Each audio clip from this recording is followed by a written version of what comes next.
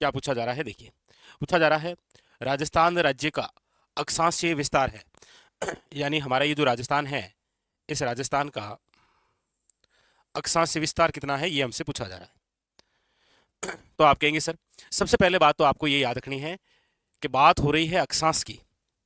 तो राजस्थान जो है वो अक्षांश की दृष्टि से कौन से गोलार्ध में है, तो आप कहेंगे सर उत्तरी गोलार्ध में। अक्षांश की दृष्टि से राजस्थान कौन से गोलार्ध में है, उत्तरी गोलार्ध में। इसका मतलब यह है कि आप जो राजस्थान का अक्षांश विस्तार पढ़ेंगे वो उत्तरी गोलार्ध टू उत्तरी गोलार्ध है। मतलब यहां पर दक्षिण है तो ये तो होगा नहीं, यहां पर उत्तर टू उत्तर है, आप कहेंगे सर ये सही है, उत्तर से दक्षिण होगा नहीं, उत्तर से दक्षिण होगा नहीं। बस कई बार ऐसे भी हो जाता है, लेकिन आप पूरा याद रखिएगा राजस्थान का जो अक्षांश विस्तार है वो कितना है, तो आप कहेंगे सर 23 डिग्री 03 मिनट उत्तरी अक्षांश से लेकर 30 डिग्री 12 मिनट उत्तरी अक्षांश। यह है राजस्थान का अक्षांशीय विस्तार। आपको पूछा जाए कि देशांतर के आधार पर राजस्थान कौन से गोलार्ध में है, तो याद रखिएगा पूर्वी गोलार्ध में। इसीलिए तो आप पढ़ते हैं कि राजस्थान का जो देशांतरीय विस्तार है वो है 69 डिग्री 30 मिनट पूर्वी देशांतर से लेकर 78 डिग्री 17 मिनट पूर्वी देशांतर। राजस्थान का अक्षांशीय अंतर कितना है, तो आप कहेंगे सर 7 डिग्री और 9 मिनट। राजस्थान का अक्षांशीय अंतर ये रहा 7 डिग्री और 9 मिनट। पूछा जाए राजस्थान का देशांतरीय अंतर कितना है, तो आप कहेंगे सर 8 डिग्री और 47 मिनट। चारों ही क्वेश्चन बड़े इंपॉर्टेंट है। यहां पर ऑप्शन नंबर क्या हो जाएगा, B is the correct answer, याद रखिएगा। ठीक है, अगला, निम्नलिखित में से कौन से सही सुमेलित है, इनमें से कौन से सही है।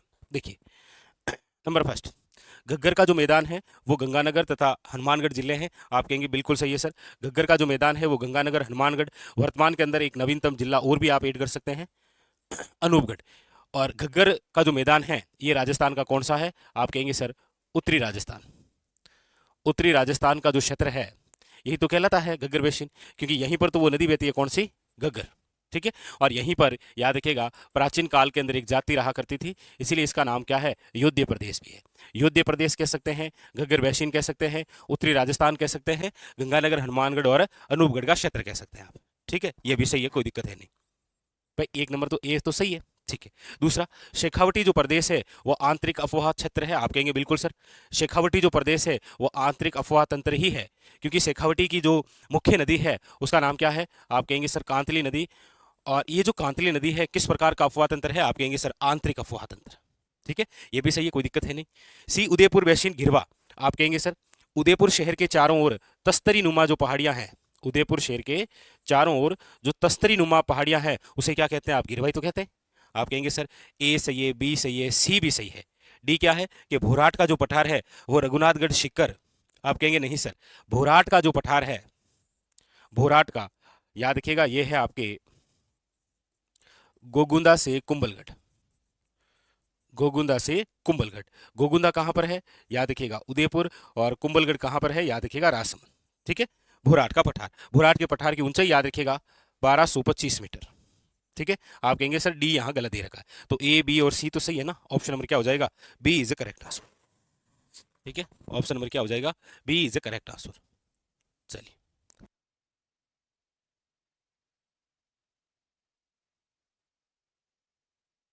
अगला, अगला है कौन सा युग्म सही सुमेलित नहीं है। ऐसा कौन सा युग्म है जो कि सही सुमेलित नहीं है, बताइए। देखिए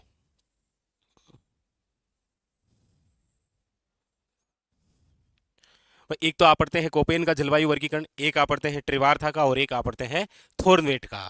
देख लीजिए, आप कहेंगे सर यहाँ जो है राजस्थान का पश्चिमी भाग, यहाँ पर जो जलवायु प्रदेश है वो है आपके ई ए डेस डी। कौन सा, ई ए डेस डी। ठीक है, इधर वाला ये जो भाग है ये है आपके डी बी डेस डब्ल्यू, और इधर वाला जो भाग है ये है आपके डी ए डेस डब्ल्यू, और इधर वाला है सी ए डेस डब्ल्यू। लीजिए,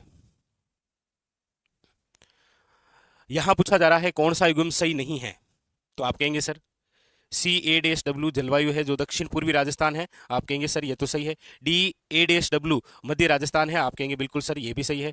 DB-W उत्तरी राजस्थान है, आप कहेंगे बिल्कुल सर ये भी सही है। EA-D पूर्वी राजस्थान है, आप कहेंगे नहीं सर ये जो है ये पश्चिमी राजस्थान है, मतलब ये गलत दे रखा है। लीजिए ये क्या हो जाएगा आपके गलत। इसी प्रकार आपको कोपेन वाला भी याद रखना है, ठीक है। कोपेन वाला यहाँ पर BW-H-W, उसके बाद में फिर है BS-H-W, CW-G और AW। याद रखिएगा उत्तर पश्चिमी राजस्थान, ये अरावली के पश्चिम में है, ये अरावली के पूर्वी और पूर्वी मैदान में है, ये दक्षिण और दक्षिण पूर्वी में है, ठीक है। वो इस नहीं आ रही है, नहीं आवाज़ तो ओके है, एक बार आप सारे बताइएगा भाई, यहाँ से तो कोई दिक्कत नहीं है।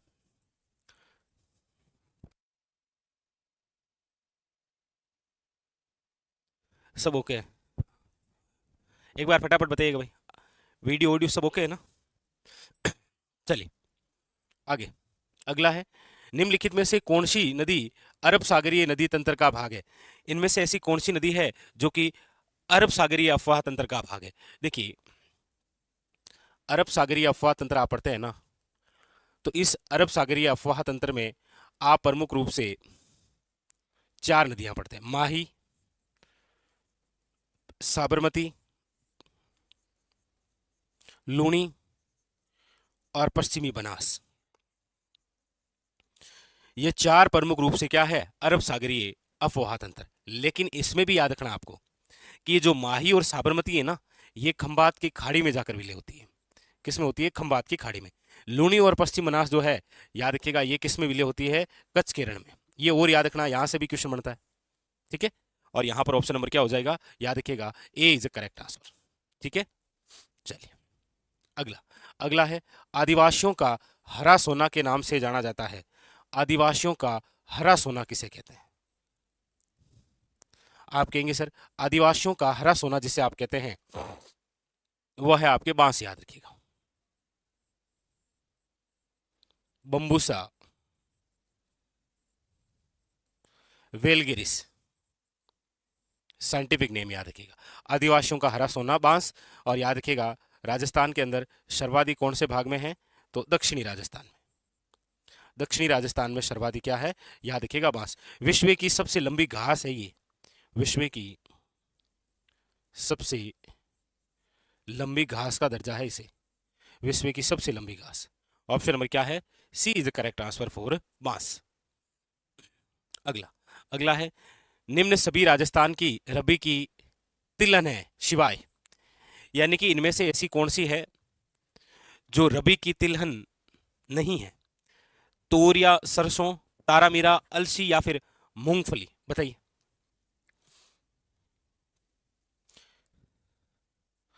आप कहेंगे सर तूर या सरसों, तारामीरा और अलसी ये सारे क्या है, रबी की तिलहन है, लेकिन मूंगफली नहीं है, याद रखिएगा मूंगफली। और बहुत बेहतरीन सा क्वेश्चन है, याद रखिएगा राजस्थान का, राजस्थान का देश में दूसरा स्थान है, याद रखिएगा मूंगफली में दूसरा स्थान है। पहला स्थान आपको पता ही है गुजरात का, ठीक है। और मूंगफली की खास बात याद रखिएगा, मूंगफली मंडी जो है हमारे राजस्थान के अंदर वो कहाँ है, याद रखिएगा बीकानेर में। कहाँ पर है, बीकानेर के अंदर। आपको पता हो तो एक क्षेत्र है जिसे राजस्थान का राजकोट कहते हैं, राजस्थान का राजकोट। और राजस्थान का राजकोट आप जिसे कहते हैं वो स्थान है, याद रखिएगा लूणकरणसर।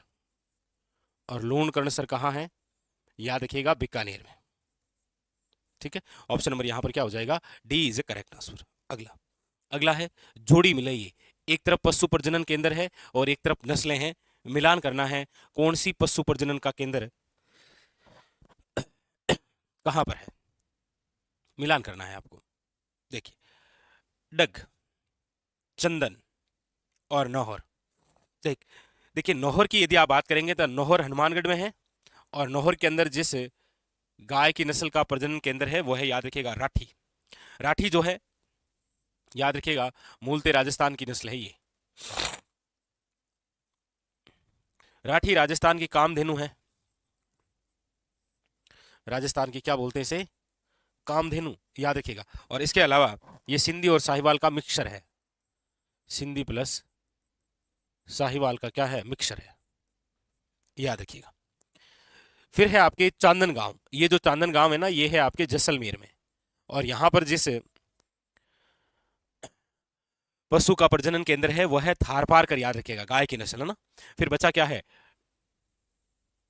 डग के अंदर, डग कहाँ है, आप कहेंगे सर झालावाड़ में, और यहां पर जिस गाय की प्रजनन केंद्र है वह है मालवी। ठीक है, तो राठी का है नौहर में, थारपारकर का है चांदन में, और मालवी का कहाँ है, डग में। आप कहेंगे सर ऑप्शन नंबर क्या है, ए इज ए करेक्ट आंसर, याद रखिएगा। ठीक है, ए इज ए करेक्ट आंसर। अगला, अगला है राजस्थान सहकारी डेयरी फेडरेशन लिमिटेड, आरसीडीएफ का मुख्यालय कहाँ है।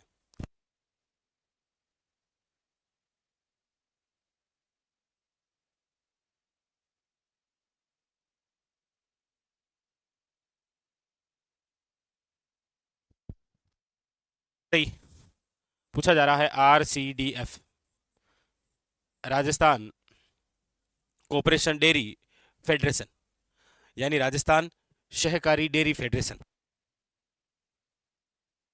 दो बातें याद रखिएगा, एक तो पूछा जाए स्थापना तो 1977, और एक मुख्यालय पूछे तो याद रखिएगा जयपुर।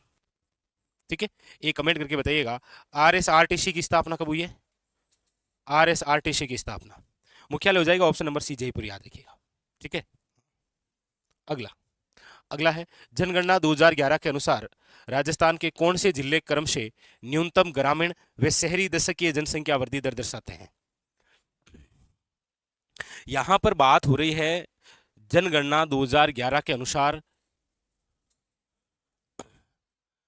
दशकीय वृद्धि, लेकिन राजस्थान की दशकीय वृद्धि की बात नहीं हो रही है।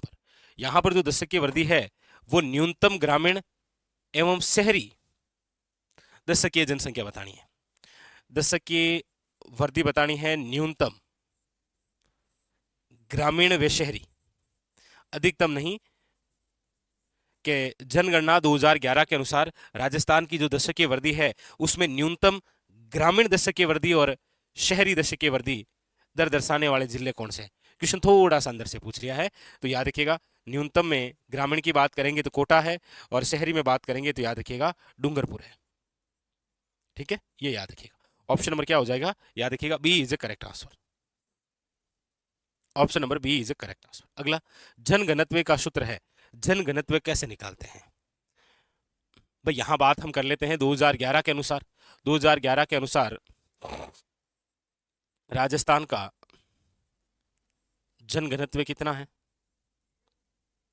तो आप कहेंगे सर राजस्थान का जनघनत्व है वो है 200, लेकिन ये निकालते कैसे हैं राजस्थान का जनघनत्व, वो फॉर्मूला पूछ रहा है आपसे, और आजकल आपको पता हो तो इस प्रकार से पूछा भी जाता है, जैसे साक्षरता किसे कहते हैं। याद रखिएगा जनघनत्व याद करने का जो फॉर्मूला है वो है आपके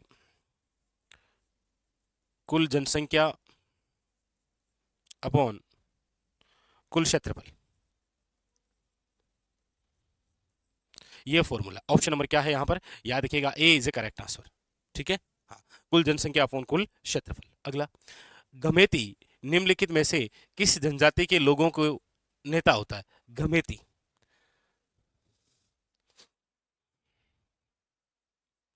गमेती और पटेल दो तो बड़े खास हैं ये। गमेती याद रखिएगा भील जनजाति का मुख्य होता है, और पटेल याद रखिएगा मीणा जनजाति का मुख्य होता है। यहां पर गमेती पूछा गया है, ऑप्शन नंबर क्या हो जाएगा, याद रखिएगा ए इज ए करेक्ट आंसर। अगला, अगला है जहांगीर के समकालीन मारवाड़ शासक जिनके टीके का दस्तूर बुरहानपुर में किया गया, उन्हें 3000 जात और 2000 स्वार से सम्मानित किया गया। जहांगीर के समकालीन मारवाड़ का शासक बताइए, जहांगीर का समकालीन है और मारवाड़ के शासक की बात हो रही है, सूर सिंह है, जसवंत सिंह है, उदय सिंह है, या फिर गत सिंह है। याद रखिएगा जहांगीर के समय की बात है, और जहांगीर ने याद रखिएगा जिसे दल खम्मन की उपाधि दी है वो है आपके कौन, याद रखिएगा गत सिंह, यानी ऑप्शन नंबर जो है वो क्या हो जाएगा, याद रखिएगा D is the correct answer. कौन सा है, याद रखिएगा D is the correct answer. नहीं, सूर सिंह तो समकालीन भी नहीं था ना, जहांगीर आ गया ना, तो जहांगीर के समकालीन देख लीजिए, गत सिंह। अगला, अगला है विनायका हत्यागोड़ एवं कोल्वी की प्रसिद्ध बुद्ध गुफाएं किस जिले के अंतर्गत स्थित है? देखिए यहां पर विनायक का शब्द है, हत्यागोड़ है, कोल्वी की प्रसिद्ध गुफाएं हैं। कौन सी है? कोल्वी की गुफाएं। और ये जो कोल्वी की गुफाएं हैं याद रखिएगा राजस्थान की बोलती हुई गुफाएं हैं। राजस्थान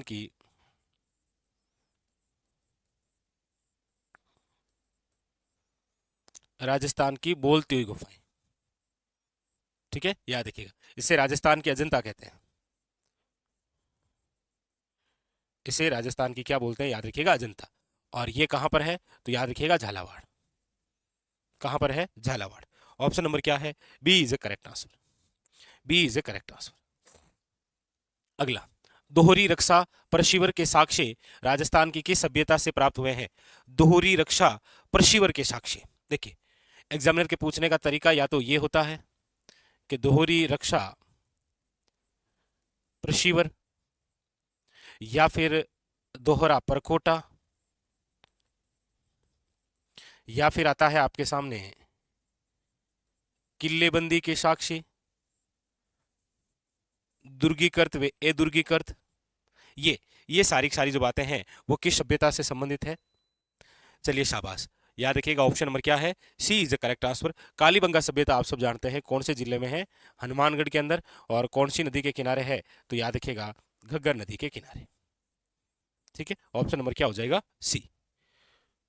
अगला, प्रथम प्रतिहार शासक जिसने परम भट्टारक महाराजा अधिराज परमेश्वर की उपाधि धारण की थी वे कौन था? बताइए कौन था? प्रथम प्रतिहार शासक जिसने परम भट्टारक महाराजा अधिराज परमेश्वर की उपाधि धारण की है। देखिए बात जब प्रतिहारों की करते हैं तो प्रतिहारों का फाउंडर तो कौन है? याद रखिएगा हरिश्चंद्र। हरिश्चंद्र।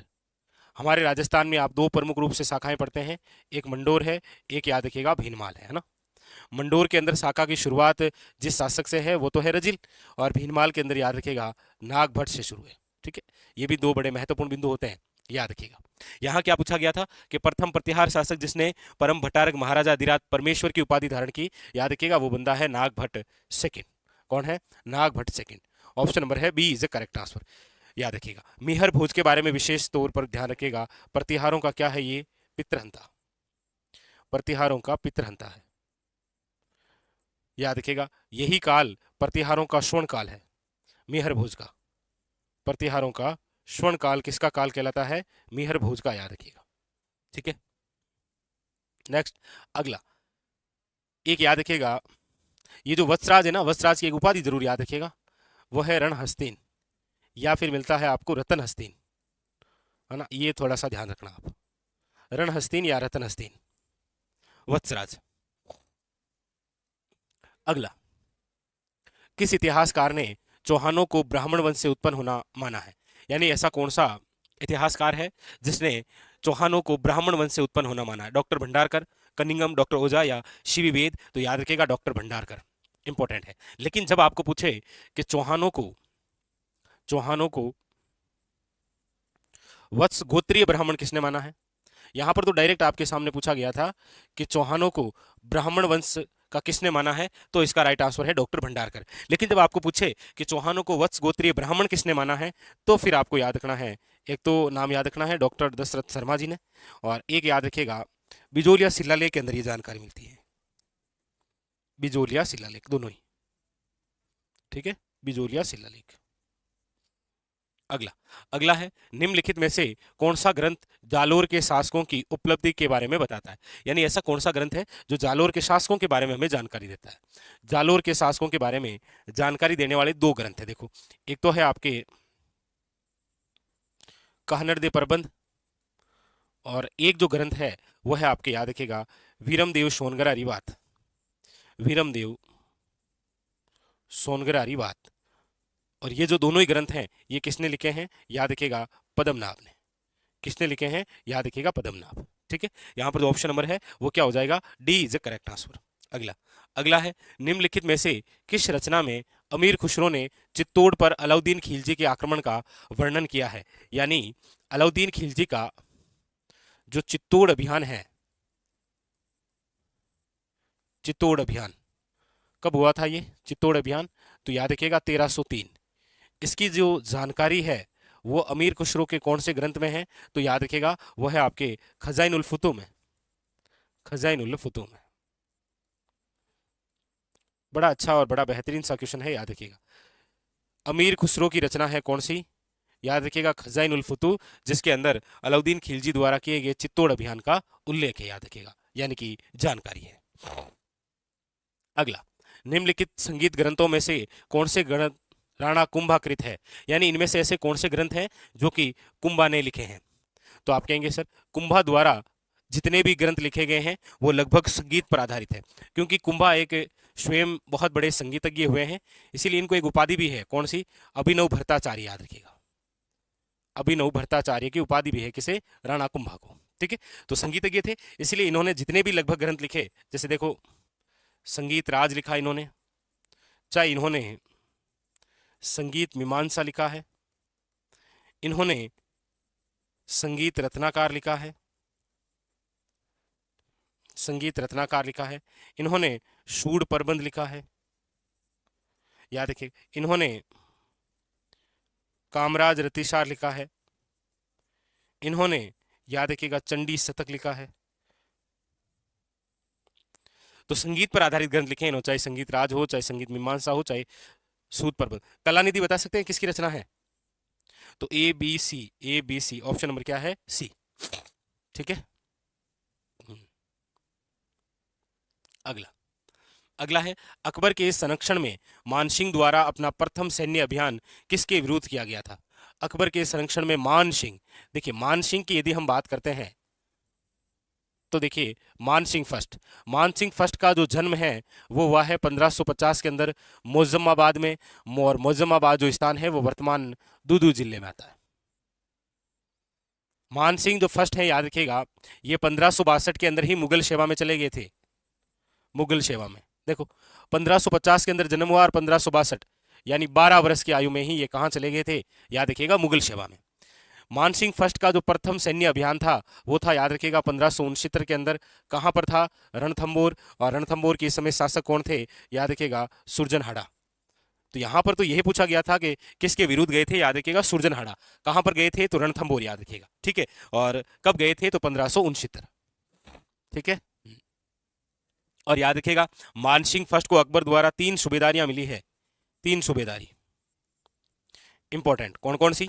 याद रखिएगा, एक तो है आपके काबुल, एक याद रखिएगा बिहार, और एक याद रखिएगा बंगाल। काबुल 1585 के अंदर मिली, बिहार 1587 के अंदर मिली, और बंगाल याद रखिएगा 1594 के अंदर मिली। ठीक है, काबुल, बिहार, बंगाल। याद रखिएगा गुजरात की सूबेदारी नहीं मिली थी इनको, गुजरात की सूबेदारी नहीं मिली है, इंपॉर्टेंट। ठीक है,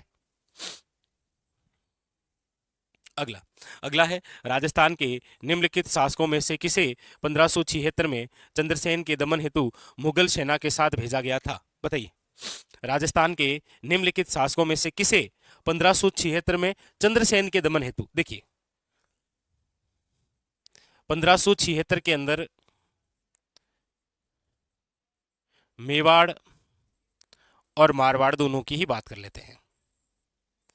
मेवाड़ के शासक तो हैं महाराणा प्रताप, मारवाड़ के शासक हैं चंद्रसेन। अकबर ने, याद रखिएगा,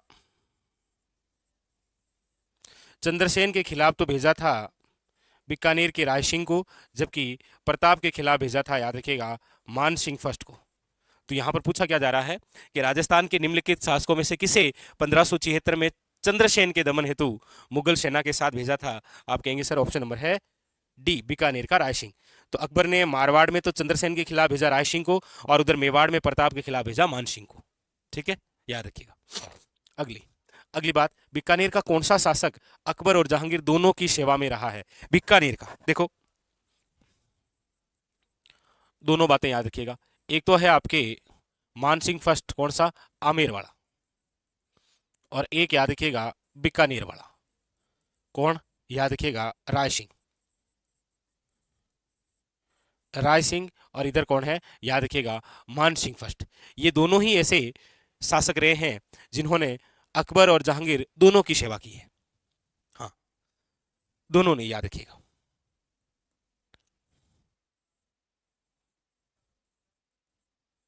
अकबर प्लस जहांगीर। इसीलिए तो आप पढ़ते हैं कि अकबर का सबसे बड़ा विश्वास पात्र कौन था? मान सिंह फर्स्ट। जहांगीर का सबसे बड़ा विश्वास पात्र कौन था? याद रखिएगा, राय सिंह।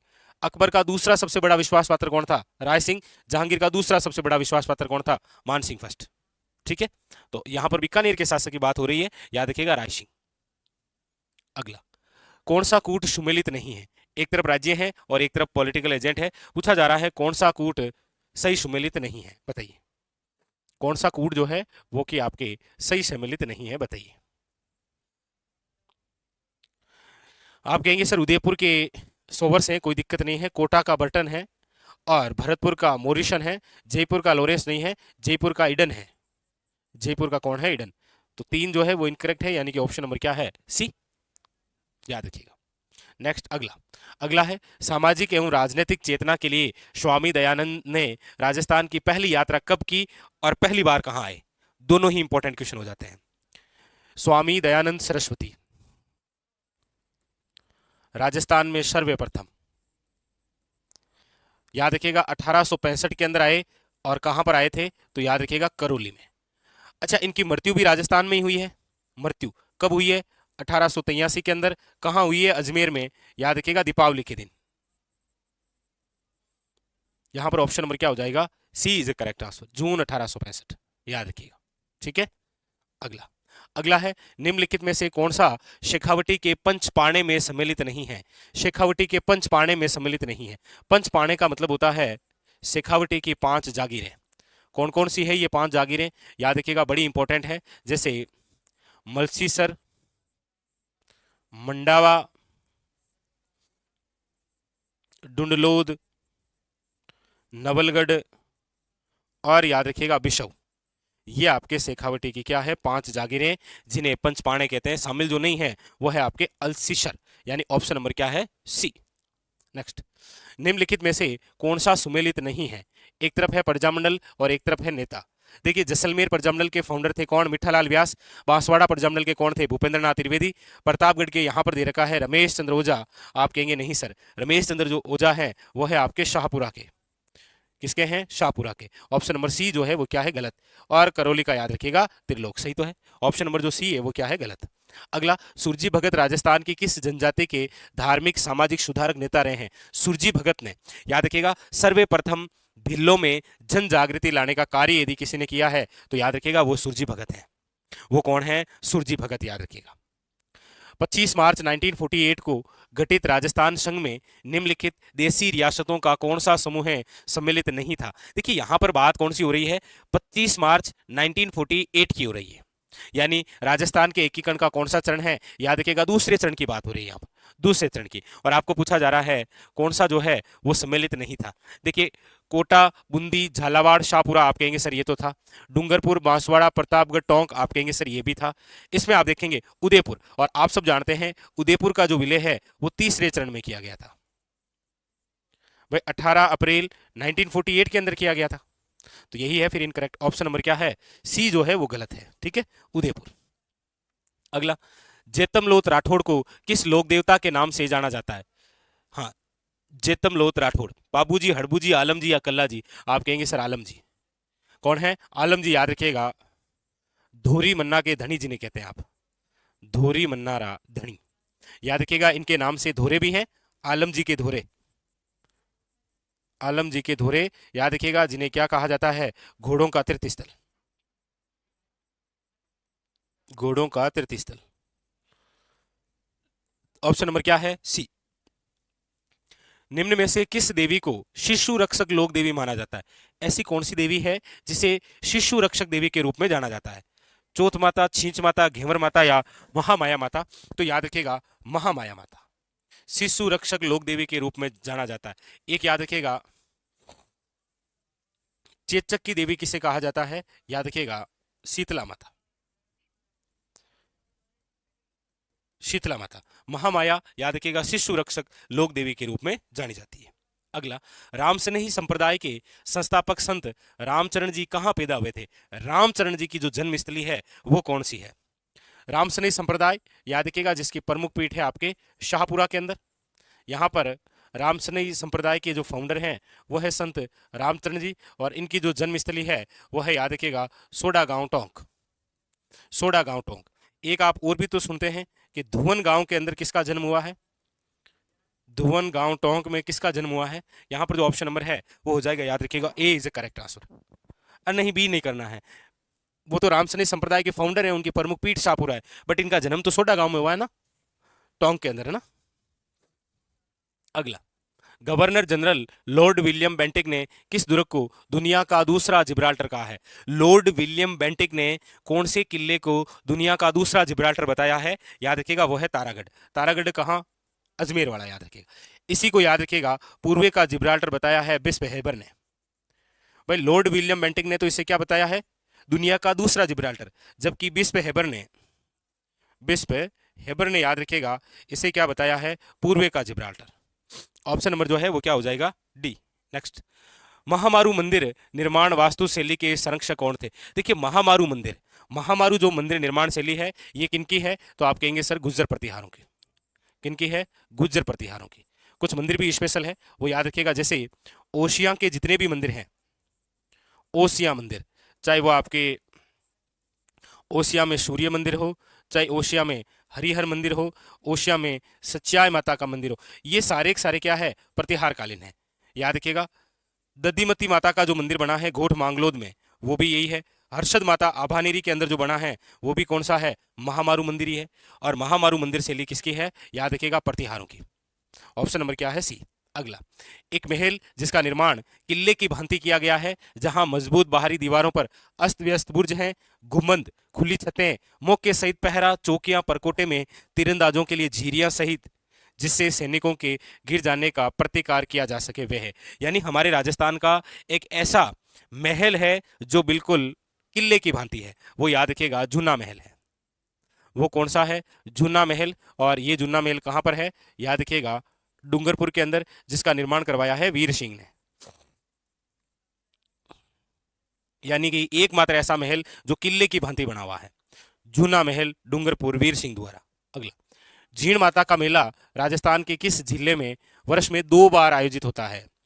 जीण माता का मेला, देखिए जीण माता का जो मंदिर है याद रखिएगा काजल शिखर, इसी काजल शिखर पर याद रखिएगा राजस्थान का और शेखावटी का प्रथम जीण माता रोपवे स्थापित किया गया है हाल ही में। जीण माता रोपवे स्थापित, याद रखिएगा। और ये जो मेला है कहां बढ़ता है, तो मेरे हिसाब से कोई दिक्कत है नहीं, शिखर, याद रखिएगा। ठीक है, option number B is correct answer, शिखर। अगला, जैसलमेर प्रजामंडल से संबंधित कार्यकर्ता नहीं है।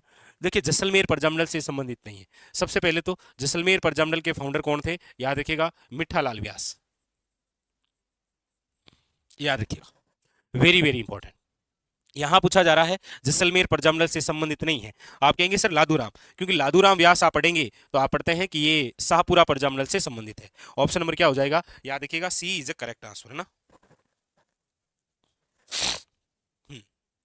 याद रखिएगा सी जो है वो करेक्ट आंसर है। अगला, अगला है आपके सामने, निम्नलिखित में से कौन से लोक नृत्य में किसी वाद्य यंत्र का प्रयोग नहीं होता है।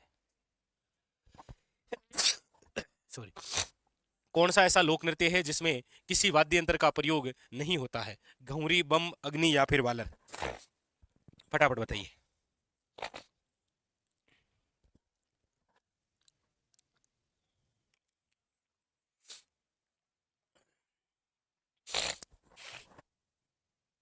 बताइए निम्नलिखित में से कौन से लोक नृत्य में किसी वाद्य यंत्र का प्रयोग नहीं होता है, याद रखिएगा वो है वालर नृत्य।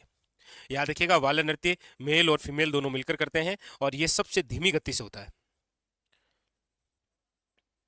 सबसे धीमी गति से किया जाने वाला नृत्य है बिना वाद्य यंत्र के, याद रखिएगा। ठीक है, बिना वाद्य यंत्र के सबसे धीमी गति से, जबकि सबसे तेज गति से किया जाता है कच्ची घोड़ी, याद रखिएगा।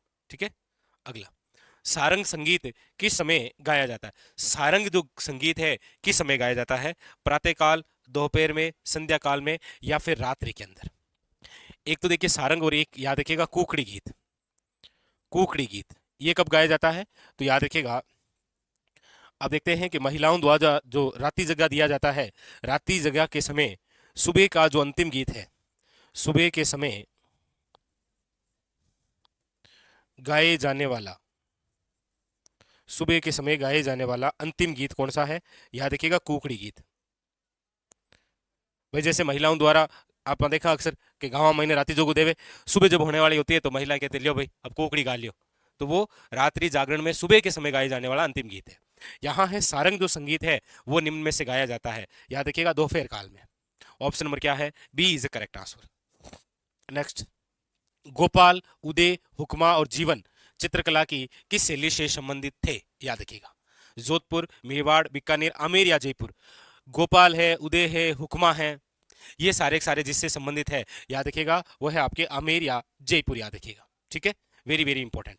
जयपुर नाम आपको ये भी याद रखना है, साहिबराम। कौन सा याद रखना है? साहिबराम वाला। अगला, चिकनी कोथली है, चिकनी कोथली का ही है।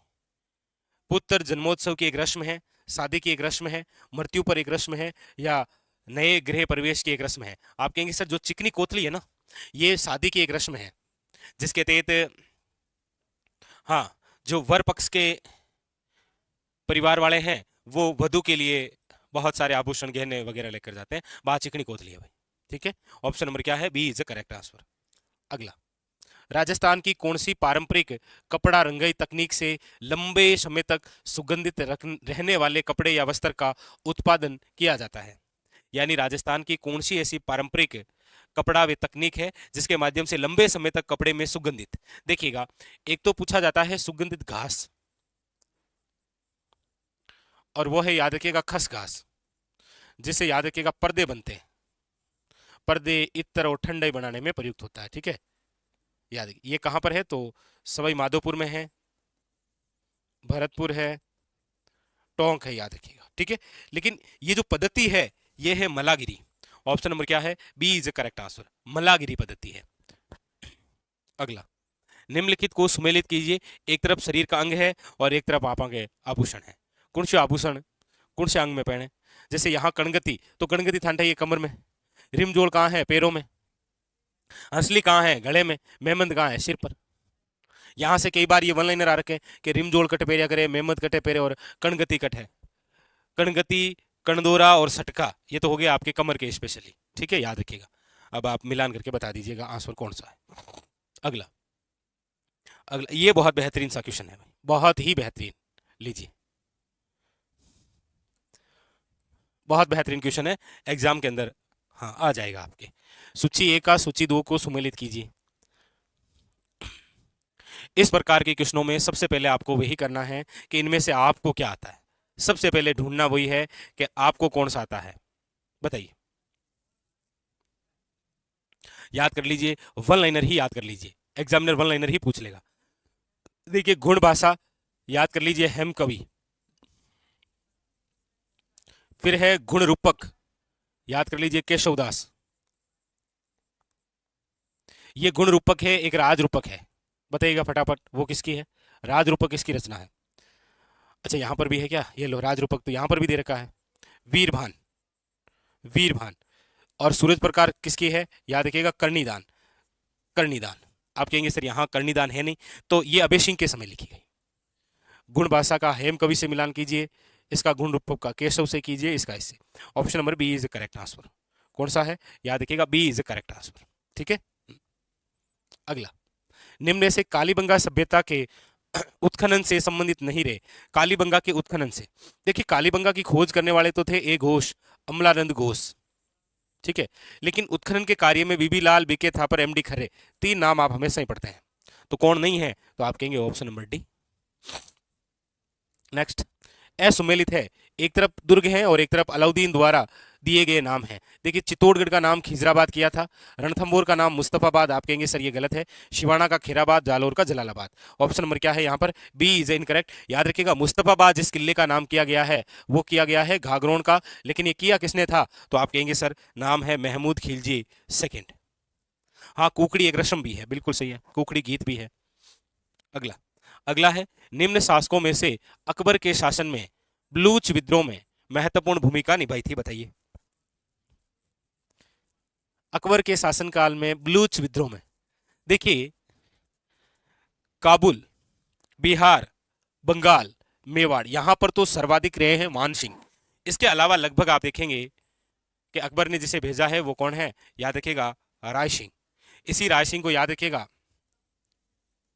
नूरपुर व शमशाबाद की जागीर मिली है, शमशाबाद, ठीक है, अकबर द्वारा। अगला, धर्म जहाज, भक्ति पदारथ, नासकेत, लीला रचनाएं निम्न में से किस संत की है?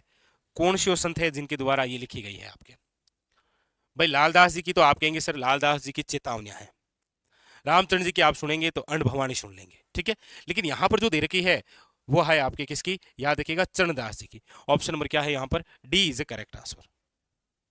चरणदास जी की याद रखिएगा दो महिला शिष्या भी, दयाबाई और एक है आपके सहजोबाई।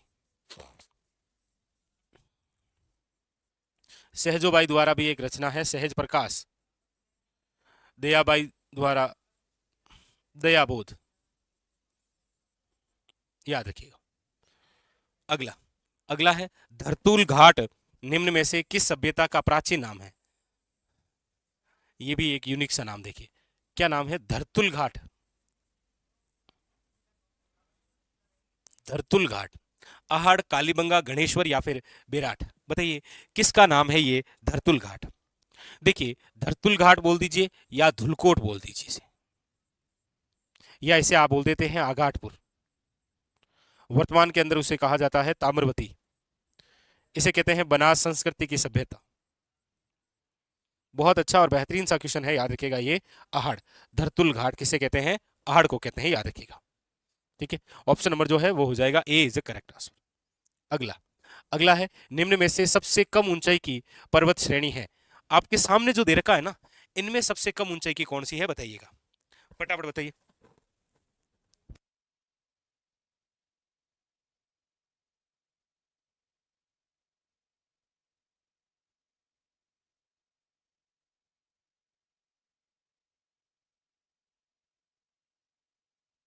निम्न में से सबसे कम ऊंचाई है, इनमें से पूछ रहा है ना।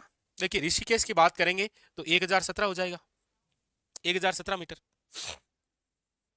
कमलनाथ की बात करेंगे तो 1001 मीटर है, याद रखिएगा, इंपॉर्टेंट। हाँ, कुंभलगढ़ की बात करेंगे तो 12 और 12 का डबल 24 मीटर है। हम्म,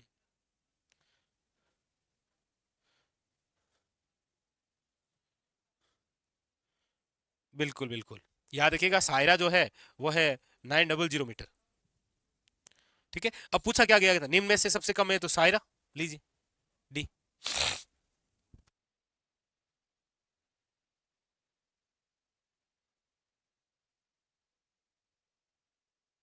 अगला, नवीनतम वन गणना के अनुसार राजस्थान के कौन से जिलों में अधिकतम व न्यूनतम झाड़ी वन है? राजस्थान में झाड़ी वन है कितने टोटली? तो आप कहेंगे सर राजस्थान में झाड़ी वन बचे हैं 1.41% मात्र। और ये सर्वाधिक किस जिले में है? आप कहेंगे सर पाली के अंदर। और न्यूनतम किस में है? तो आप कहेंगे सर हनुमानगढ़ में, याद रखिएगा। राजस्थान के अंदर झाड़ी वन जो है वो अधिकतम तो है पाली में और न्यूनतम कहाँ है आपके हनुमानगढ़ में, यानी ऑप्शन नंबर जो क्या है सी इज करेक्ट आंसर, ठीक है। अगला, जुरासिक काल के जीवाश्म अवशेष हेतु संपूर्ण भारत के भूवैज्ञानिकों की अनुसंधान कार्यस्थली स्थित है। जुरासिक काल के जीवाश्म अवशेष हेतु, देखिए बात जब जुरासिक युग की आती है ना और जीवाश्म आ गए, फिर आ जाइए वहां पर, कौन सा, आकल वुड फॉसिल्स पार्क।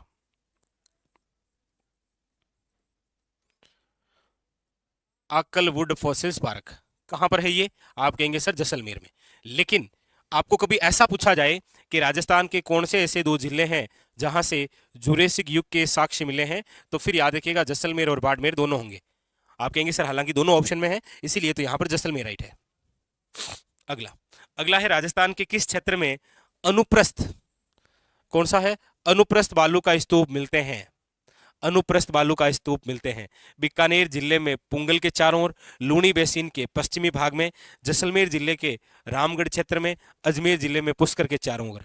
अनुप्रस्थ, अनुप्रस्थ है बरखान, और आप समझ गए बरखान लूनी बेसिन के पश्चिम भाग में, यानी कि इधर आपके मरुस्थल एरिया में। ऑप्शन नंबर क्या हो जाएगा, सॉरी क्या पूछ रहा है, सॉरी अनुप्रस्थ, सॉरी अनुप्रस्थ पूछ रहा है ना। अनुप्रस्थ जो है वो हो जाएगा बीकानेर जिले में पुंगल के चारों ओर, ठीक है।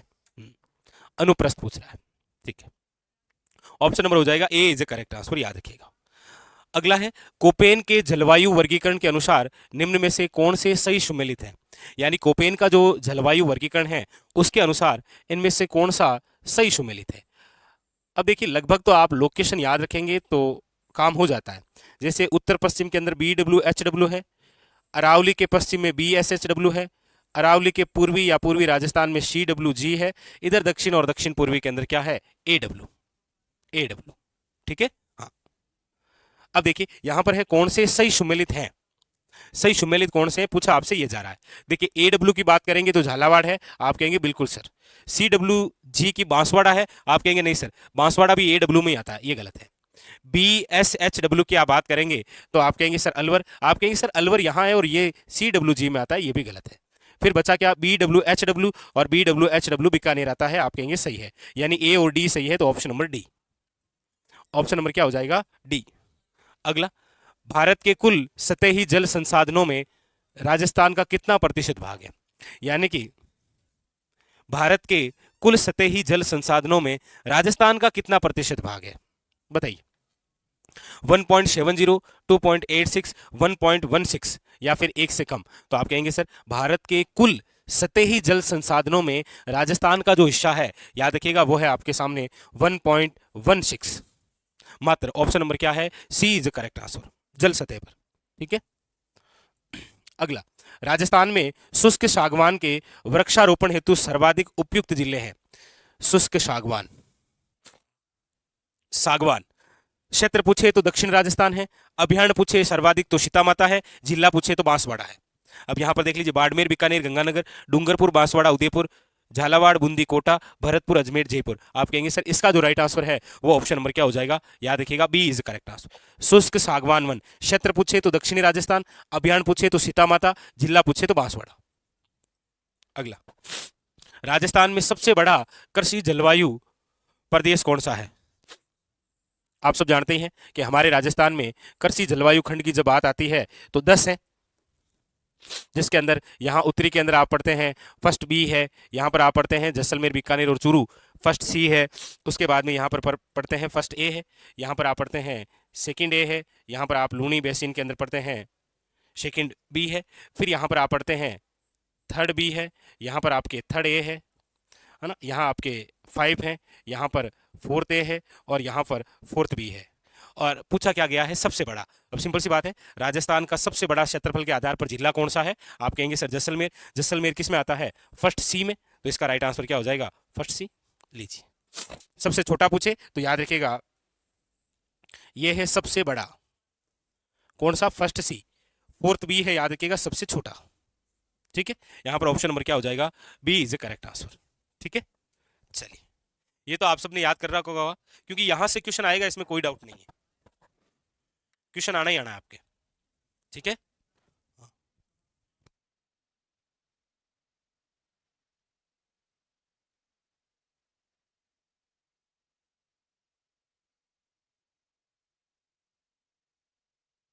क्या कह रहा है देखिए, निम्नलिखित में से कौन सा एक सुमेलित नहीं है। एक तरफ पशुधन है और एक तरफ इससे संबंधित क्या है, नस्ल है।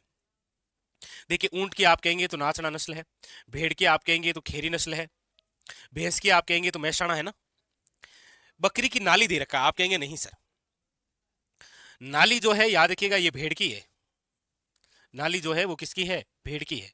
ऑप्शन नंबर डी है वो क्या हो जाएगा, इनकरेक्ट। अगला, राजस्थान जनगणना 2011 के अनुसार उच्चतम एवं निम्नतम जनसंख्या घनत्व वाले जिले हैं।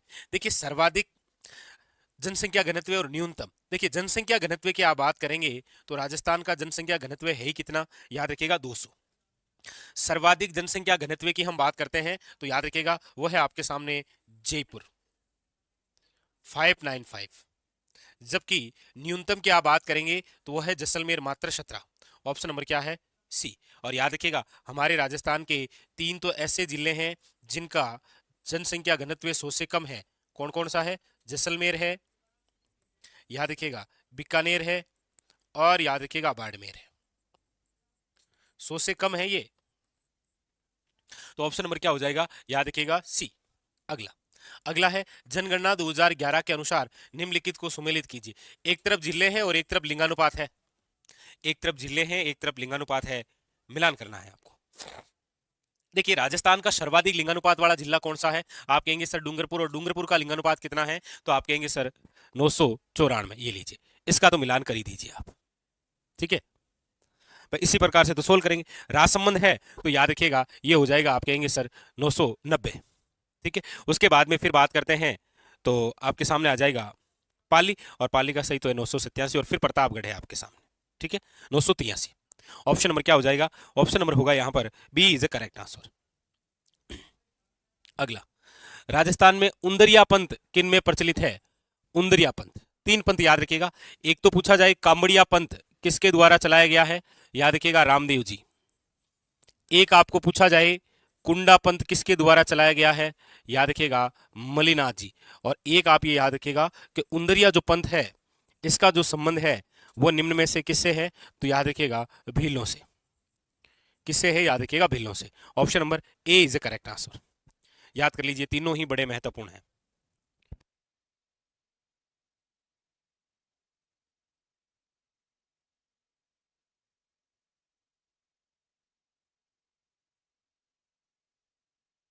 लीजिए, एक तरफ संस्था है एक तरफ सन है, कौन सी संस्था की स्थापना कब हुई है ये आपको बताना है।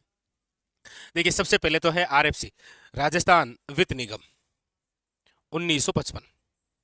रिको की स्थापना 1969 भी है और 1980 भी है। अब इन दोनों में से कौन सा ऑप्शन है उससे मिलान कर दीजिए। आप कहेंगे सर आरएफसी 1955, रिको यहां पर 1980 दे रखा। आरएसआरटीसी राजस्थान राज्य पथ परिवहन निगम की बात है 1964, और काजरी आप जानते हैं 1959, ठीक है। बताइए फटाफट कौन सा ऑप्शन हो जाएगा। हाँ,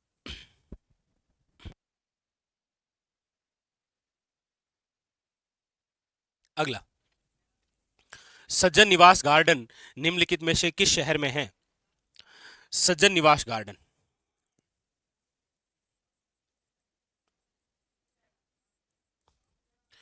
देखिए सज्जन निवास गार्डन पूछा जाए आपको, सज्जनगढ़ किला, सज्जनगढ़ बायोलॉजिकल पार्क, सज्जनगढ़ मृगवन, सज्जनगढ़ अभयारण्य, ये सारे के सारे जो हैं ये कहां पर है, याद रखिएगा उदयपुर में। ऑप्शन नंबर क्या है, सी इज करेक्ट आंसर। सारे के सारे कहां पर है, याद रखिएगा उदयपुर। अगला, राम शिकास्म और स्पेटिक जो है नामक पाषाणकालीन उपकरण प्राप्त हुए हैं, याद रखिएगा। कालीबंगा, हड़प्पा, बालाकोट या आहड़, याद रखिएगा इस प्रकार के जो स्पेटिक पदार्थ हुए हैं, सॉरी स्पेटिक जो पाषाणकालीन उपकरण प्राप्त हुए हैं वो हमें कहां से हुए हैं, आहड़ से, ठीक है। हाँ। अगला अगला है किसके समय हेंगशवांग जो है वो राजस्थान आया था, राणा सांगा के समय, राजा भारमल के समय, हर्षवर्धन के समय या कुंभा के समय। आप कहेंगे हेंगसेंग जो कि एक चीनी यात्री है। कौन है ये चीनी यात्री है, याद रखिएगा। इसकी जो पुस्तक है उसका नाम है सी यूं की। ये किसके समय आया था, तो याद रखिएगा हर्षवर्धन के समय। ऑप्शन नंबर क्या है, C is the correct answer, Harshavardhan के समय। अगला, चौहान राजवंश के निम्नलिखित शासकों को कालक्रम के अनुसार व्यवस्थित कीजिए। अक्सर जब इस प्रकार का कोई क्वेश्चन आता है तो एक डायग्राम और बस कहानी समाप्त। ध्यान रखिए सारे के सारे विद्यार्थी इसको याद कीजिए। देखिए पृथ्वीराज फर्स्ट से लेकर पृथ्वीराज थर्ड तक याद कर लीजिए। पृथ्वीराज फर्स्ट के बाद में इसका पुत्र है जिसका नाम है अजयराज। अजयराज के बाद में अजयराज का पुत्र है जिसका नाम है अरुणाराज। अरुणाराज के बाद में अरुणाराज का पुत्र बना है जिसका नाम क्या है, याद रखिएगा जगदेव या जगपति देव। इसके बाद में अरुणाराज का दूसरा पुत्र राजा बना जिसका नाम है विग्रहराज चतुर्थ। विग्रहराज चतुर्थ के बाद में बना है अपर गांगे। कौन सा, अपर गांगे। अपर गांगे के बाद में कौन बना है, याद रखिएगा पृथ्वीराज सेकंड, पृथ्वीराज सेकंड। इसके बाद में एक बार फिर याद रखिएगा अरुणाराज का तीसरा पुत्र शासक बना जिसका नाम है सोमेश्वर, और सोमेश्वर के बाद में अजमेर के चौहानों का अंतिम शासक है पृथ्वीराज थर्ड। तो ये पूरा डायग्राम आना चाहिए फर्स्ट से लेकर थर्ड तक। 1 नंबर, 2 नंबर, 3 नंबर, 4, 5, 6, 7, 8 और 9। अब मेरे हिसाब से कोई दिक्कत ही नहीं है, फटाफट इसका आंसर बताइए। हाँ, बताइए इसका आंसर क्या होगा। अब आपको ही बताना है इसका आंसर, पूरा डायग्राम आपके सामने है, फटाफट बताइए।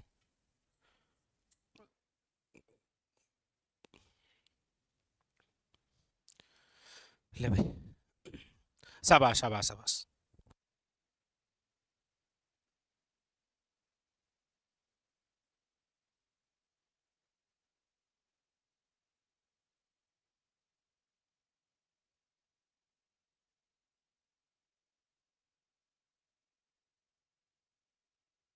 अगला, अलाउद्दीन के राजस्थान पर आक्रमण का सही क्रम है, यानी अलाउद्दीन खिलजी का जो आक्रमण है उसका सही क्रम है। देखिए, सबसे पहले रणथंबोर 1301, फिर है चित्तौड़ 1303, फिर है शिवाणा 1308, फिर है जालोर 1311। अब आप ही मिले फटाफट। हाँ, आप आंसर बताते रहिए डिटेल। जालोर पर जब आक्रमण किया उस समय शासक कौन थे? ये लोकानर देव सोनगरा। चित्तौड़ पर किया उस समय कौन थे? लिखिए रावल रतन सिंह। रणथंबोर पर किया उस समय कौन थे? लिखिए हमीर देव चौहान। ऑप्शन आप बताइए कौन सा हो जाएगा। चलिए, अगला अगला क्वेश्चन है, निम्न में से कौन से राजपूत सरदार खानवा के युद्ध में बाबर के विरुद्ध सांगा के पक्ष में लड़े थे? इनमें से ऐसे कौन कौन है जो कि सांगा के पक्ष में लड़ते हुए दिखाई देते हैं हमें? कौन कौन है बताइए। राजा भारमर आप कहेंगे बिल्कुल सर इधर से आए थे। वीरमदेव मेड़ता मेड़ता से आए थे, मेड़तिया। झाला बिंदा आप कहेंगे सर ये प्रताप के साथ थे, ये नहीं थे। और झाला अज्जा जिन्होंने सांगा के राज चिन्ह धारण किए थे। तो एक दो और चार, एक दो और चार, ऑप्शन नंबर सी। हाँ, ऑप्शन नंबर सी। अगला अगला है वीर विनोद। वीर विनोद के अनुसार हल्दी घाटी युद्ध में मुगल सेना की संख्या कितनी थी? देखिए, वीर विनोद, एक राज विनोद, एक प्रेम विनोद। एक वीर विनोद, एक राज विनोद और एक प्रेम विनोद। वीर विनोद याद रखिएगा, लेखक कौन है? श्यामलदास दधिवाड़िया।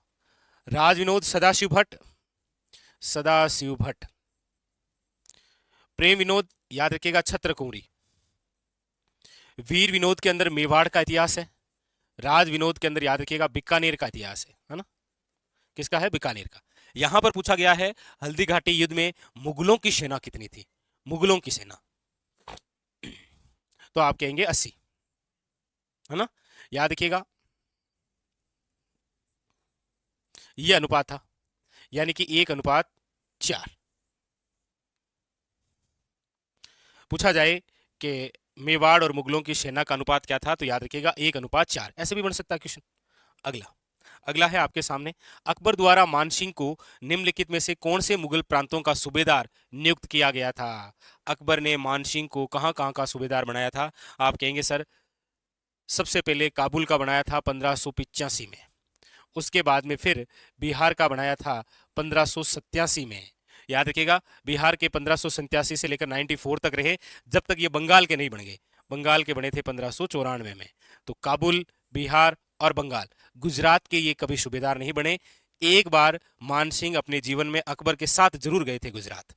1 2 और 3, 1 2 और 3, ऑप्शन नंबर ए। अगला, सामूगढ़ के युद्ध में दारा की पराजय का समाचार मिलते ही किस राजपूत शासक ने औरंगजेब की अधीनता स्वीकार की थी? जैसे ही सामूगढ़ का युद्ध हुआ, पता चला कि औरंगजेब जीत गए हैं, वैसे ही किसने मुगलों की अधीनता स्वीकार कर ली थी? याद रखिएगा यह है महाराजा जसवंत सिंह, मारवाड़ के राठौड़ वंश के शासक, है ना? धर्मत का युद्ध, सामूगढ़ का युद्ध, खजुआ का युद्ध, दोरई का युद्ध, ये सारे उत्तराधिकारी संघर्ष तो है औरंगजेब और हाँ दारा के मध्य। अगला, बीकानेर के कौन से शासक को उसकी वीरता से प्रभावित होकर औरंगजेब ने माही मृत्यु की उपाधि दी थी? बीकानेर के कौन से शासक को उसकी वीरता से प्रभावित होकर, याद रखिएगा वो है आपके राव अनूप सिंह, जो कि बीकानेर के शासक हैं। औरंगजेब जब दक्षिण भारत पर अभियान करता है ना, तब ये अनूप सिंह औरंगजेब की बहुत हेल्प करता है, इसीलिए ये उपाधि मिलती है इसे, ठीक है?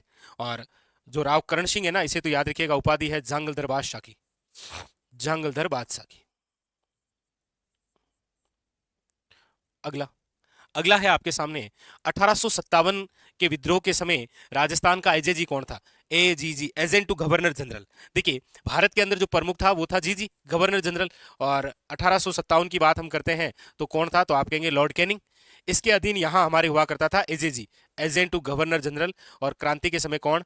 George Patrick Lawrence, George Patrick Lawrence. और आपको पता हो इसी के अधीन अलग अलग रियासतों में हुआ करते थे पीए, पॉलिटिकल एजेंट। जैसे मेवाड़ में सावर्स है, कोटा के अंदर बर्टन है, मारवाड़ में मेघमोशन है, जयपुर में ईडन है, भरतपुर में मोरिशन है, सिरोही में जेडी होल है, इस प्रकार से।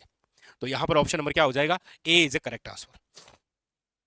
हरिजन सेवा संघ की राजपूताना शाखा का अध्यक्ष किसे मनोनीत किया गया था? हरिजन सेवा संघ, वैसे आप सब जानते हैं ये गांधी जी का है, लेकिन हमारे राजस्थान की जब बात आती है तो याद रखिएगा हरविलास शारदा। हरविलास शारदा नाम आपने सुना होगा, शारदा एक्ट। शारदा एक्ट का संबंध निम्न में से किससे है? याद रखिएगा बाल विवाह से। हरविलास शारदा जिन्होंने तारागढ़ किला जो अजमेर है ना उसे भारत का प्रथम गिरिदुर्ग बताया है। भरतपुर का जाट नेता जिसने शेखावटी के किसानों को कृषक आंदोलन के लिए प्रेरित किया था? यानी भरतपुर के ऐसे कौन से जाट नेता हैं जिन्होंने शेखावटी के किसानों को कृषक आंदोलन के लिए प्रेरित किया था? याद रखिएगा उनका नाम है ठाकुर देसराज। कौन है? ठाकुर देसराज। इनकी पत्नी का नाम भी याद रखिएगा, उसका नाम है उत्तमा देवी। आपने वो कटरातल सम्मेलन सुना है ना, उसके अंदर वक्ता के रूप में कार्य किया था। ठीक है। हाँ। और एक याद रखिएगा शेखावटी के अंदर चला है जकात आंदोलन, शेखावटी जकात आंदोलन चलाने वाले कौन थे? याद रखिएगा नरोत्तम, नरोत्तम लाल, इंपॉर्टेंट ये भी। अगला, राजस्थान में न्यूनतम जनसंख्या वाले 3 जिलों का अवरोही क्रम है। इस प्रकार के जब क्वेश्चन आए ना तो आपको थोड़ा सा विचार करना है। पूछ क्या रहा है? पूछ यहां पर यह रहा है कि राजस्थान में न्यूनतम जनसंख्या वाले 3 जिलों का अवरोही क्रम बताना है। बताइए।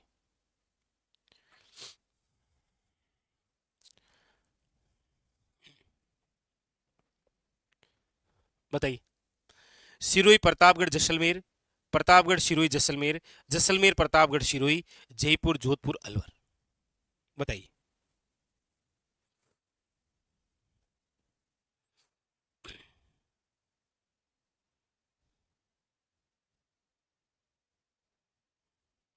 बताइए।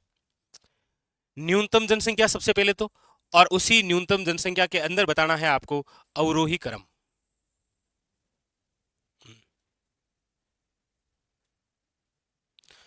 याद रखिएगा ऑप्शन नंबर क्या हो जाएगा? C is the correct answer. Jaisalmer, Pratapgarh और कौन सा? याद रखिएगा सिरोही। ठीक है। हाँ।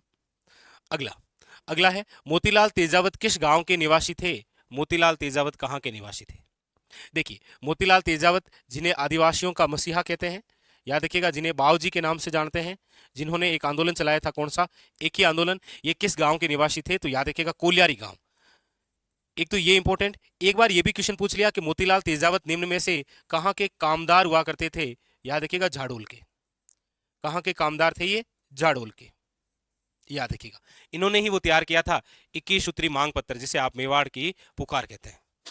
ये वही कोलियारी गांव है जहां पर हल्दी घाटी युद्ध के बाद में घायल महाराणा प्रताप और उनकी सेना ठहरी थी। याद रखिएगा। अगला, रियासतों से संबंधित समस्याओं के समाधान के लिए रियासती विभाग की स्थापना कब की गई थी? देखिए रियासती विभाग के जो संस्थापक हैं वो तो है आपके सरदार वल्लभ भाई पटेल साहब, सरदार वल्लभ भाई पटेल। लेकिन याद रखिएगा इसके जो सचिव थे उनका नाम है, याद रखिएगा, VP Menon.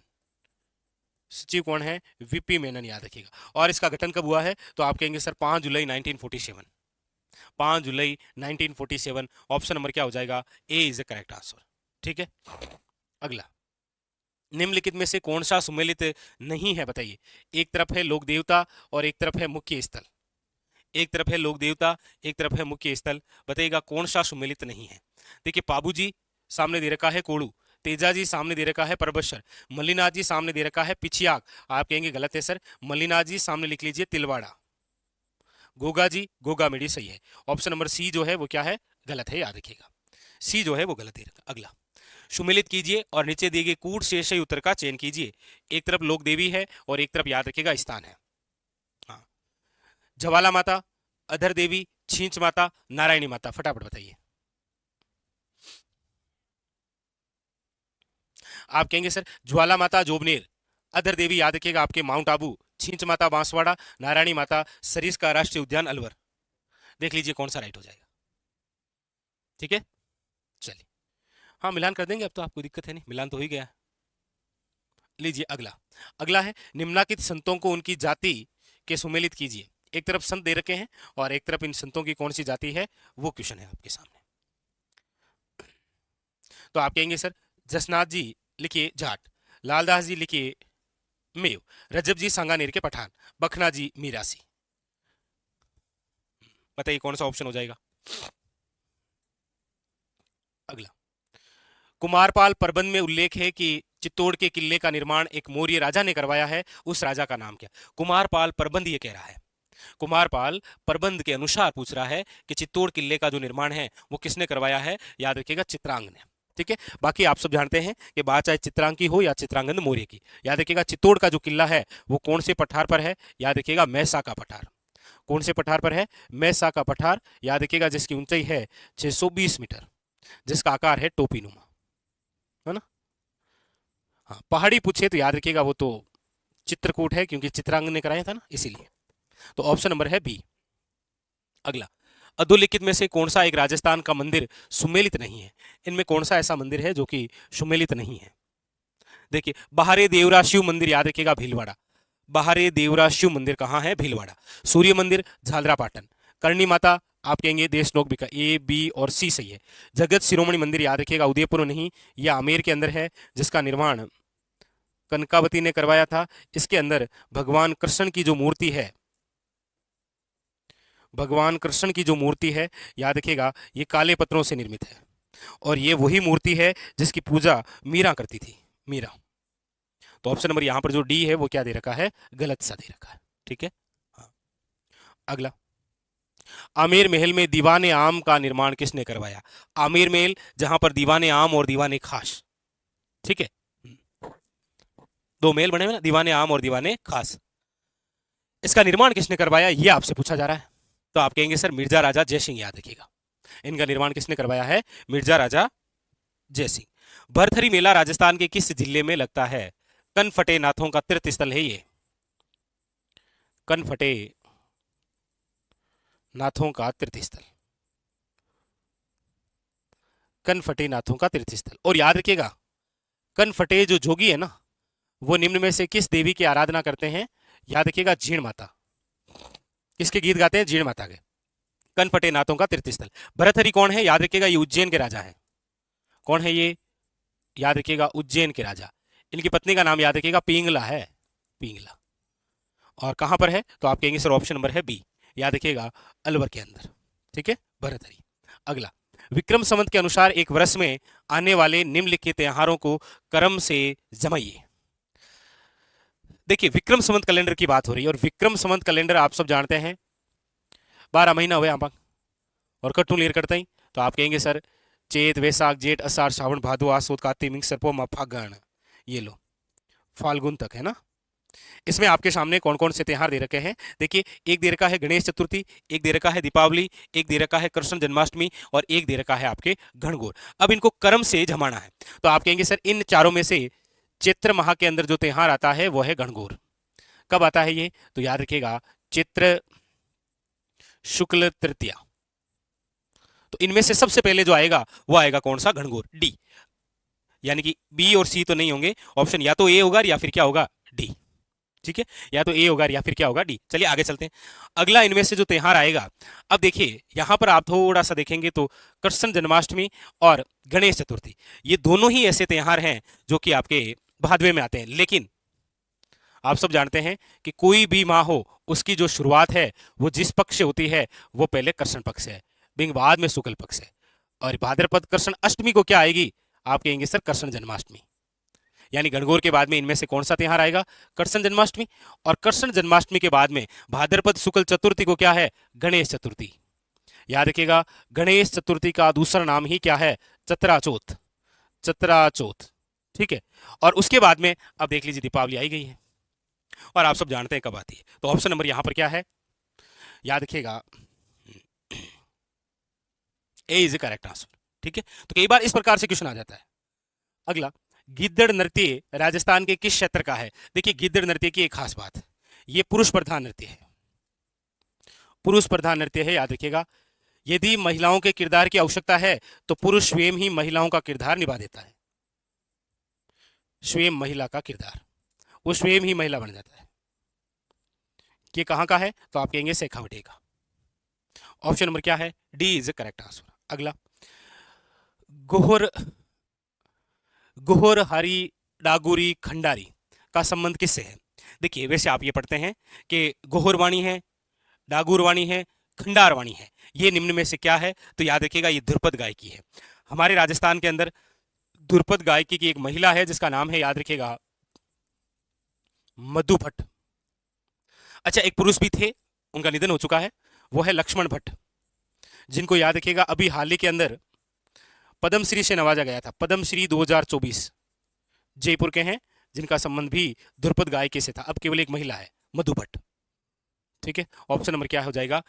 A is a correct answer. Next, Rajput painting शीर्षक से 1916 ईस्वी में किसने पुस्तक लिखी थी? राजपूत पेंटिंग शीर्षक से 1916 ईस्वी में किसने पुस्तक लिखी है? बताइए।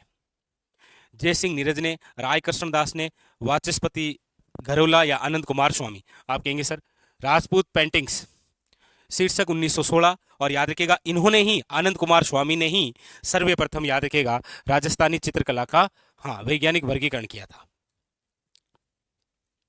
राजस्थान में सामेला शब्द किस अवसर पर प्रयुक्त होता है?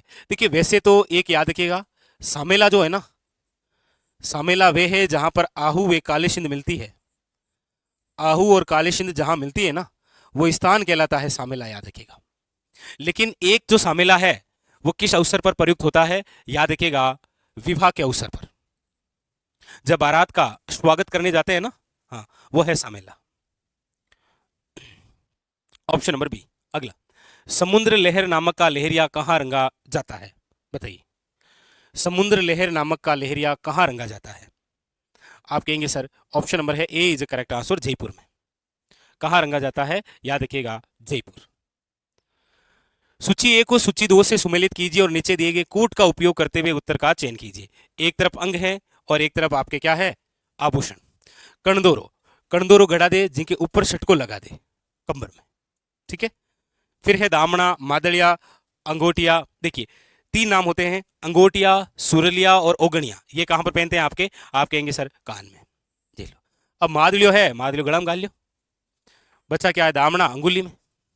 हालांकि मारवाड़ में दामनी क्या है? एक ओढ़नी है, याद रखिएगा। ठीक है, बताइए कौन सा आंसर हो जाएगा? अगला, साहित्यिक रचना और उसके साहित्यकार गलत युग्म का चयन कीजिए। एक तरफ ग्रंथ है, एक तरफ लेखक हैं, बताना इनमें से कौन सा ऐसा है जो कि गलत दे रखा है। देखिए, वीर सतसई सूर्यमल मिश्रण, चेतावनीरा चुंगटिया केसरी सिंह बारट, ढोला मारूरा दुआ कवि कलोल। एक लिंग जो महात्म्य है ना, याद रखिएगा, इसकी शुरुआत की थी कुंभा ने, इसे पूरा किया था कान्हा व्यास ने। शुरुआत कुंभा ने की है और कुंभा द्वारा जो भाग लिखा गया है ना, उसे राज वर्णन कहा गया है। तो ऑप्शन नंबर बी है वो क्या है? इनकरेक्ट। बी जो है वो गलत दे रखा है, याद रखिएगा। ठीक है, अगला, निम्न में से कौन सा युग्म सुमेलित नहीं है? एक तरफ पुस्तकें हैं और एक तरफ लेखक हैं। बताइए, पूछा जा रहा है कौन सा सुमेलित नहीं है। देखो, हाला जालारी कुंडलियां ईश्वरदास है, गुण भाषा है हेम कवि है, महादेव पार्वती वेली शिवदास गांडन दे रखा है, राव जेत सिरोचंद बिट्टू सुजा है। बताइए, आप कहेंगे सर ऑप्शन नंबर जो है वो है सी इज इनकरेक्ट। बता सकते हैं महादेव पार्वती वेली के लेखक कौन है? बताइएगा। जैसे वेली किशन रुक्मणी है ना, वेली किशन रुक्मणी, इसके लेखक तो कौन है? तो याद रखिएगा पृथ्वीराज राठौड़, पृथ्वीराज राठौड़।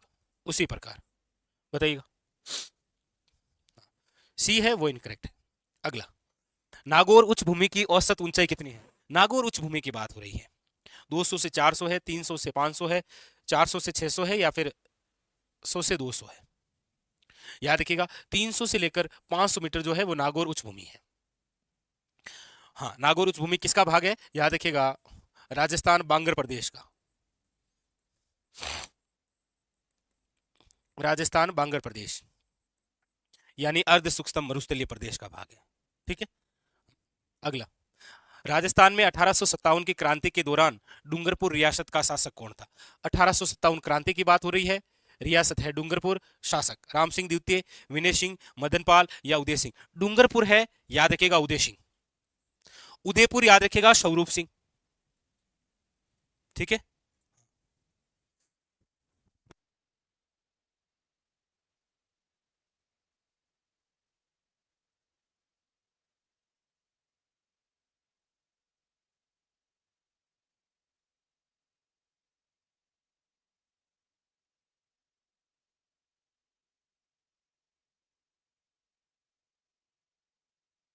चलिए नेक्स्ट अगला, विक्रम संवत 794 मांड प्रदेश के शासक भाटी देवराज को परास्त कर उसका छत्र छीनने वाले गुर्जर प्रतिहार शासक कौन थे?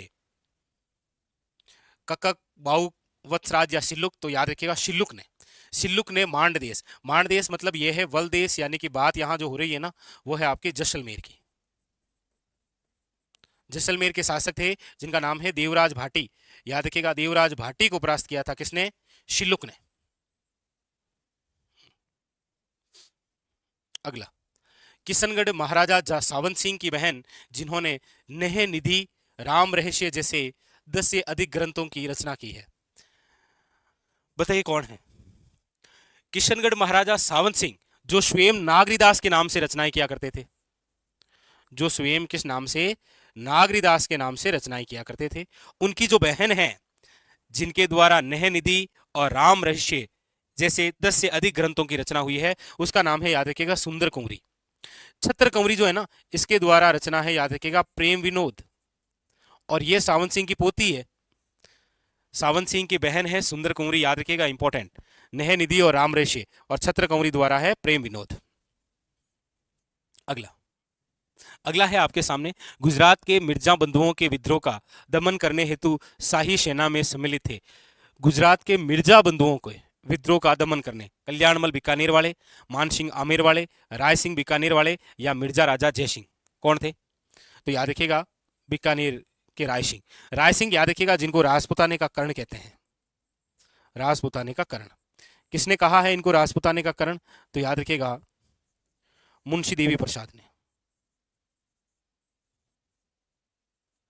ऑप्शन नंबर क्या है यहां पर? सी इज द करेक्ट आंसर। अगला, अगला है आफरी संबंधित है, आफरी, बताइए आफरी।